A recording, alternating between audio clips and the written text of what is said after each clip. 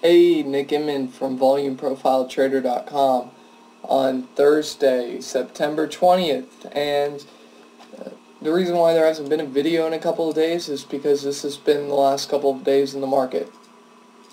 Straight across, boring, no range, nothing. Nothing's changed. So it looks like what the market is doing is anticipating the economic news next week and going into the following week, basically month's end and the beginning of the month.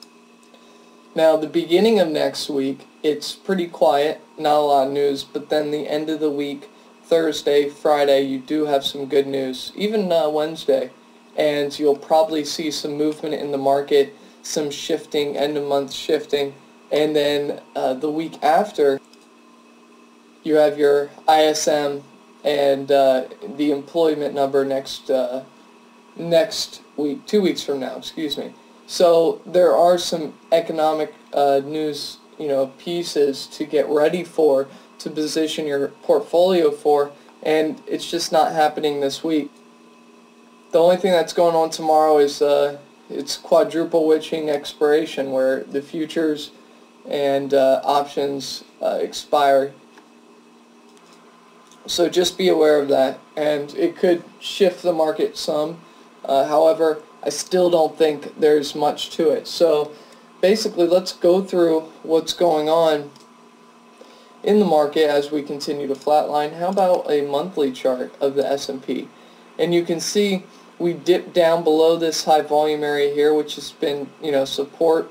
We pushed back into it. I would expect more of the same. We came back, touched the average true range. So now I consider this a range-bound market. Here's your low, 1445, and your high, 1460. So about a 15-point range. I would be a little surprised if we moved out of that range tomorrow. So probably another quiet day. Let's go through some of our names, and let's go on a daily chart. American Express. Now this position, the options position, isn't working.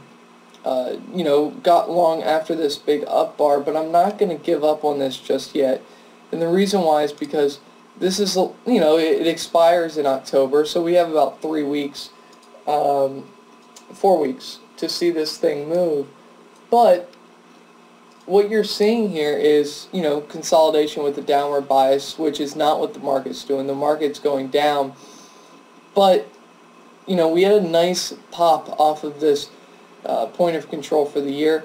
Let's see what happens let's just see what happens in the next week. If we break this trend line, and we can even draw it a little steeper if you want. Okay, if we break this trend line, fine. 57.35, your line in the sand, point of control for the year. If we break it, the position didn't work out. But other than that, I still want to hold on to it. Maybe even roll it out to the following month to buy a little more time. But I just like this formation, and I think there's more room to go. ConocoPhillips, I think if you zoom out a little bit, I think this is what tells the story is you've had a long-term consolidation, a triangle pattern brewing. Now you have a channel that's rising. I think this is brewing for a potential breakout to the upside, so just watch it. Hopefully you're long this name. I've been long this name for a while, so it's something that I will continue to hold and perhaps buy more on weakness. DuPont, let me get rid of all these lines. This position continues to, hold in there. What we want to see is a continuation to the upside. I don't remember the exact level we got long at, but we did get long. It was somewhere in this range, I want to say. And we saw the nice pop, and now we're holding the point of control for the year. We just want to see a continuation. These are January 2013 52 half calls, so we have plenty of time on this to see this rise. If this goes anywhere near 55, these calls are going to be a very nice trade, and they're going to work out nicely. So let's just continue to ride that. Gold, nothing wrong with this, continues to work. You're just at a little bit of resistance, the top of this high volume area, which has been a resistance in the past. So you could see a pullback, nothing wrong with that. Point of control for the month, right at these levels. Looks like you have a little consolidation pattern. We'll have to wait and see and kind of play from there. But if you want to hedge yourself, go ahead, using GLD, maybe buy an at-the-money put spread, so like 171 by 170. Something like that would give you protection if we move lower. If you want protection, say, down to 168 or so, or this high volume area, then 170 by 168 put spreads expiring in October, something like that would give you the necessary protection. But I mean, personally, I'm not doing anything. I'm just letting the position go. Coke continues to work. This is a name that, like ConocoPhillips, just going to continue to hold and accumulate. I think this just has a long-term upward bias. We have a little bit of resistance here at the high volume area. Volume is increasing here, which isn't bad news. It's just showing you that there's a lot more activity. We just want to see it, with that rising activity. Let's see what it does. If it rolls over here, maybe buy a little bit of protection, scale down, whatever the case may be. The position is profitable though, so we're going to let it go from there. Altria, bought this yesterday and it's immediately paying off today. So what the position is, sold 35 puts and bought 33 or 32. I think it's 32 though, and the credit on that was like $1.60 or so, a little bit more than that, I think. But basically, what I'm looking for is a drift higher in Altria and looking to take the position off into strength. Somewhere around the mid 34s would be a great level. We'll just have to wait and see. Somewhere in this zone. But if it continues to rise at a quick pace, then you'll just let it go.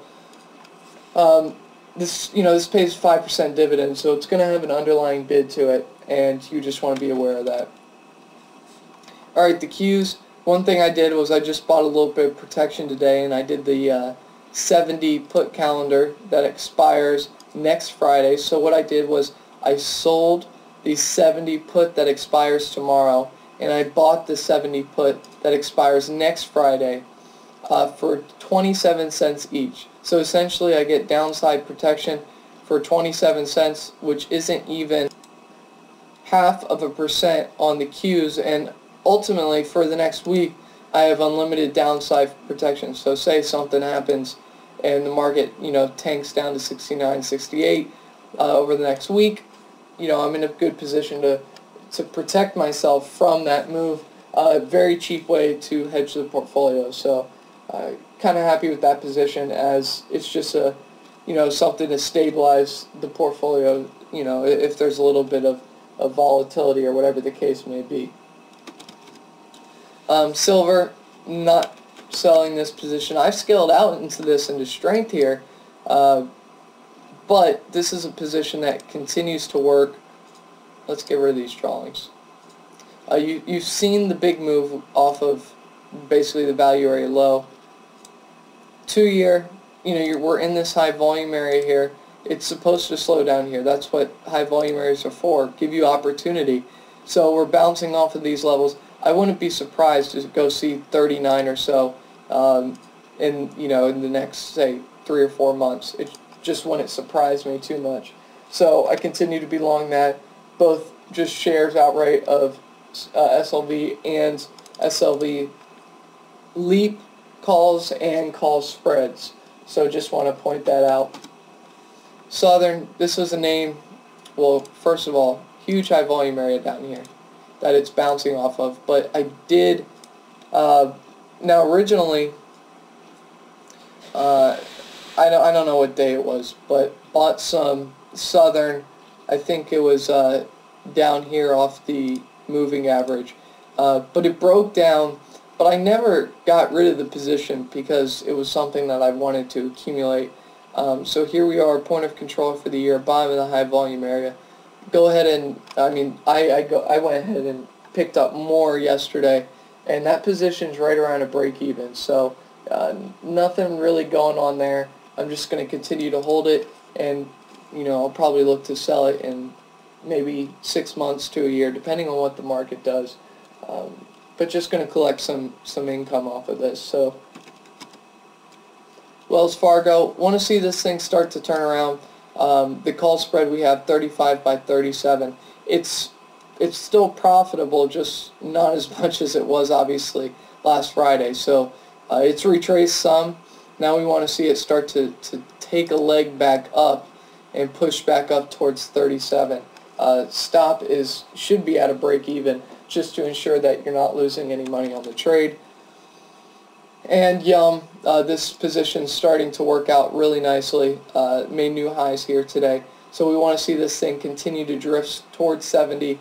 The position is 67.5 by 70 call spread, and originally paid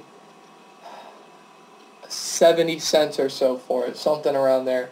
And right now it's almost not almost at double, but it's getting there. And this should work. This should pay out. We can make $2.50 off of a 70-cent option. So I like the odds of that, and I think it's going to work out. So overall, quiet market, not a lot to do. If you feel the need to protect yourself, go buy some call calendar, or I'm sorry, some put calendars or something along those lines.